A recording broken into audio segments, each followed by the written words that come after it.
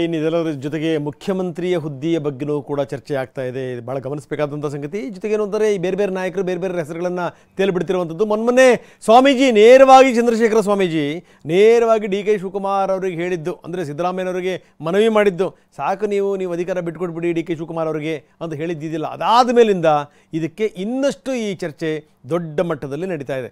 ಇದಕ್ಕೆ ಸಂಬಂಧಪಟ್ಟಂಗೆ ನಾಯಕರು ಮಾತಾಡಿದ್ದಾರೆ. ಯಾವ್ಯಾವ ನಾಯಕರು ಏನೇನು ಹೇಳಿದ್ರು ಬನ್ನಿ ನೋಡೋಣ.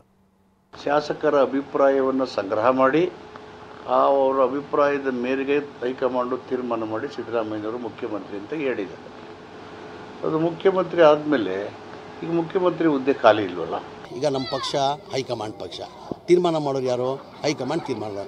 ಈಗ ಸಿ ಎಂ ಕುರ್ಚಿದಲ್ಲಿ ಮನೆ ಸಿದ್ದರಾಮಯ್ಯ ಅವರು ಕೂತಿದ್ದಾರೆ, ಖಾಲಿಯಲ್ಲಿದೆ. ಈಗ ಚರ್ಚೆ ಮಾಡೋಕ್ಕೆ ಖಾಲಿ ಇರಬೇಕು ತಾನೆ. ಈಗ ಖಾಲಿ ಇದ್ದರೆ ತಾನೇ ನಾವು ಚರ್ಚೆ ಮಾಡಬೇಕಾಗಿರೋದು. ಖಾಲಿನೇ ಇಲ್ಲ. ಇಬ್ಬರು ನಾಯಕರು ಪರೋಕ್ಷವಾಗಿ ಇದು ಖಾಲಿ ಇಲ್ಲ, ಜೊತೆ ಸಿದ್ದರಾಮಯ್ಯನವರು ಕೂತಿದ್ದಾರೆ ಅನ್ನೋದ್ರ ಮುಖಾಂತರ ಸಿದ್ದರಾಮಯ್ಯನವರೇ ಕೂರ್ತಾರೆ, ಮುಂದುವರಿತಾರೆ ಅನ್ನುವಂಥ ಸಂದೇಶವನ್ನು ರವಾನಿಸಿದ್ದಾರೆ ಒಂದು ಕಡೆಗೆ. ಇನ್ನೊಂದು ಕಡೆಗೆ ಈ ಮೊನ್ನೆ ರಾಹುಲ್ ಗಾಂಧಿಯವರನ್ನ ಭೇಟಿ ಮಾಡಿದಂಥ ಸಿದ್ದರಾಮಯ್ಯ ಇದಕ್ಕೆ ಸಂಬಂಧಪಟ್ಟಂಗೆ ಚರ್ಚೆ ಮಾಡಿದ್ದಾರೆ. ನೋಡಿ, ಈ ರೀತಿ ಆಗ್ತಾ ಇದೆ, ಈ ರೀತಿ ಚರ್ಚೆಗೆ ಬರ್ತಾ ಇದೆ, ಇದು ಈ ಪಕ್ಷದ ಇಮೇಜ್ಗೆ ಧಕ್ಕೆ ತರುತ್ತೆ, ಡ್ಯಾಮೇಜ್ ಮಾಡುತ್ತೆ, ಹೀಗಾಗಿ ಇದನ್ನು ಇಲ್ಲೇ ಕಡಿವಾಣ ಹಾಕಬೇಕು ಅನ್ನುವಂಥ ಮಾತು.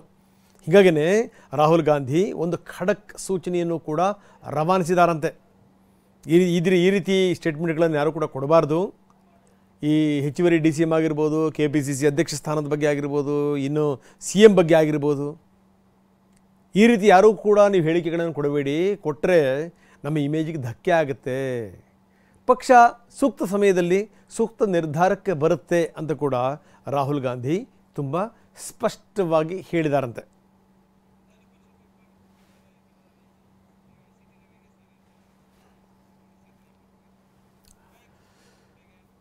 ಇನ್ನು ವಿಧಾನಸಭೆಯಲ್ಲಿ ಸೋತಂಥ CT ರವಿ ಮೊನ್ನೆ ವಿಧಾನ ಪರಿಷತ್ ಸದಸ್ಯರಾಗಿದ್ದಾರೆ. ಈ ಮುಖಾಂತರ ಏನು ಅಂತಂದರೆ ಒಂದು ರಾಜಕೀಯದ ಹೊಸ ಅಧ್ಯಾಯ ಅವರು ಶುರುವಾಗಿದೆ.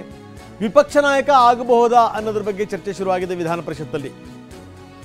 ಆದರೆ ಈಗಾಗಲೇ ಒಂದು ಸಮಸ್ಯೆ ಇದೆ. ವಿಧಾನಸಭೆಯಲ್ಲೂ ಒಕ್ಕಲಿಗರು, ವಿಧಾನ ಪರಿಷತ್ತಲ್ಲೂ ಕೂಡ ಒಕ್ಕಲಿಗರು, ಎಲ್ಲದನ್ನೂ ಕೂಡ ಒಕ್ಕಲಿಗರಿಗೆ ಕೊಡ್ತಾ ಹೋದರೆ ಹೆಂಗೆ ಅನ್ನುವಂಥ ಚರ್ಚೆ ಕೂಡ ಇದೆ. ಇದು ಬೇರೆ ಬೇರೆ ಅಸಮಾಧಾನಕ್ಕೆ ಕಾರಣ ಆಗಬಾರದು ಅನ್ನುವಂಥ ಒಂದು ಮನೋಭಾವನೆಯಿಂದ ಪಕ್ಷ ಯೋಚನೆ ಮಾಡ್ತಾ ಇದೆ. ಸುನಿಲ್ ಕುಮಾರರನ್ನು ವಿಪಕ್ಷ ನಾಯಕನನ್ನಾಗಿ ಮಾಡಬೇಕು ಅಂತ. ಹಿಂದುಳಿದ ವರ್ಗದ ನಾಯಕನು ಆಗಿರೋದ್ರಿಂದ ಸುನಿಲ್ ಕುಮಾರ್ ಅವರನ್ನ ವಿಪಕ್ಷ ನಾಯಕನ ಮಾಡಬೇಕು ಅಂತ BJP ವಲಯದಲ್ಲಿ ಈ ಬಗ್ಗೆ ಚರ್ಚೆ ಶುರು ಆಗಿದೆ. OBC ಸಮುದಾಯದ ರವಿಕುಮಾರ್ ಅಥವಾ ಛಲವಾದಿ ನಾರಾಯಣಸ್ವಾಮಿ, ಇಲ್ಲ ಅಂತಂದರೆ ಸುನಿಲ್ ಕುಮಾರ್, ಜೊತೆಗೆ CT ರವಿಯವರ ಹೆಸರು ಕೂಡ ಕೇಳಿ ಬರ್ತಾ ಇದೆ. ಯಾರನ್ನ ಪರಿಗಣಿಸುತ್ತೆ ಪಕ್ಷ ನೋಡಬೇಕು.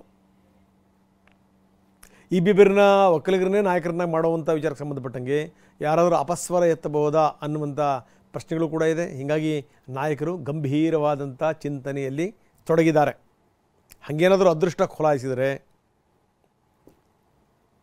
ಬಹುಶಃ ಕಾರ್ಕಳದ ಶಾಸಕ ಸುನಿಲ್ ಕುಮಾರ್ ಅವರಿಗೆ ಅದೃಷ್ಟ ಒದಗಿ ಬರಬಹುದು. ಛಲವಾದಿ ನಾರಾಯಣಸ್ವಾಮಿ ಅವರ ಹೆಸರು ಕೂಡ ಕೇಳಿಬರ್ತಾ ಇದೆ. ಛಲವಾದಿ ನಾರಾಯಣಸ್ವಾಮಿ ಸುದೀರ್ಘವಾಗಿ ಕಾಂಗ್ರೆಸ್ಸಲ್ಲಿದ್ದಂಥವರು. ಬದಲಾದಂಥ ಸನ್ನಿವೇಶದಲ್ಲಿ ಛಲವಾದಿ ನಾರಾಯಣಸ್ವಾಮಿ ಕಾಂಗ್ರೆಸ್ಸನ್ನು ಬಿಟ್ಟು BJPಗೆ ಬಂದಿರುವಂಥವರು. ಸೊ ಹೀಗಾಗಿ ಅವರ ಹೆಸರು ಕೂಡ ಕೇಳಿ ಬರ್ತಾ ಇದೆ.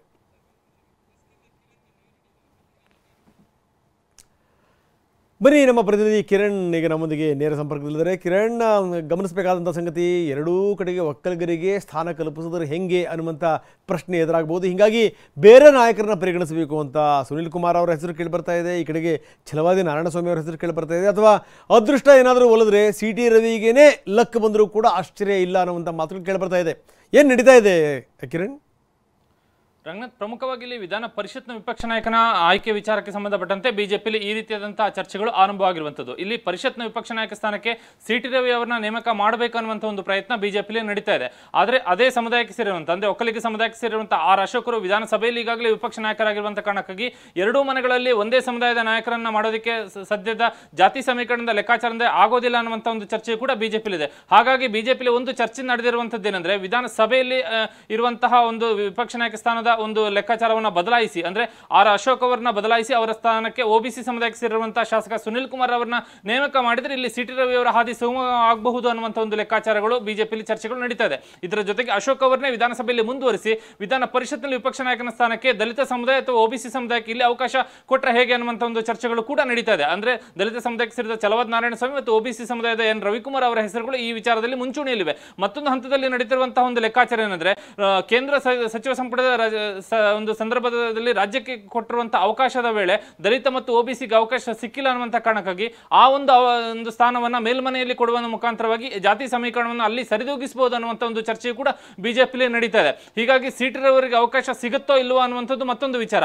ಆದ್ರೆ ಅದು ಒಂದೇ ಸಮುದಾಯಕ್ಕೆ ಸೇರಿರುವಂತಹ ಇಬ್ಬರನ್ನು ಎರಡು ಮನೆಗಳಲ್ಲಿ ಇದು ವಿಪಕ್ಷ ನಾಯಕರನ್ನಾಗಿ ಮಾಡುವಂತಹ ಅವಕಾಶಗಳು ಕೂಡ ಸಾಧ್ಯತೆಗಳು ಕೂಡ ಬಹಳ ಕಡಿಮೆ ಇದೆ. ಒಂದು ಹಂತದಲ್ಲಿ ಏನಾದರೂ ಬಿಜೆಪಿ ಜಾತಿ ಲೆಕ್ಕಾಚಾರವನ್ನು ಬದಿಗಿಟ್ಟು ತೀರ್ಮಾನವನ್ನು ತೆಗೆದುಕೊಂಡ್ರೆ ಈ ಸಾಧ್ಯತೆಗಳು ಸಾಧ್ಯವಾಗಬಹುದು. ಆದ್ರೆ ಈಗಿನ ಪರಿಸ್ಥಿತಿಯಲ್ಲಿ ಜಾತಿ ಸಮೀಕರಣಕ್ಕೆ ಹೆಚ್ಚು ಆದ್ಯತೆ ಕೊಡೋದ್ರಿಂದ ಅದು ಅವಕಾಶಗಳು ಬಹಳ ಕಡಿಮೆ ಇದೆ. ಹಾಗಾಗಿ ಇರುವಂತಹ ವಿಪಕ್ಷ ನಾಯಕನ ಬದಲಾಯಿಸಿ ಬೇರೆಯವ್ರನ್ನ ನೇಮಕ ಮಾಡುವಂತದ್ದು ಅಥವಾ ಹೊಸ ಸಮುದಾಯಕ್ಕೆ ಅವಕಾಶ ಕೊಡುವಂತ ಈ ರೀತಿಯಂತ 3-4 ಸ್ವರೂಪದ ಚರ್ಚೆಗಳು ನಡೀತಾ ಇದೆ. ಧನ್ಯವಾದ ತಮ್ಮೆಲ್ಲ ಮಾಹಿತಿಗೆ.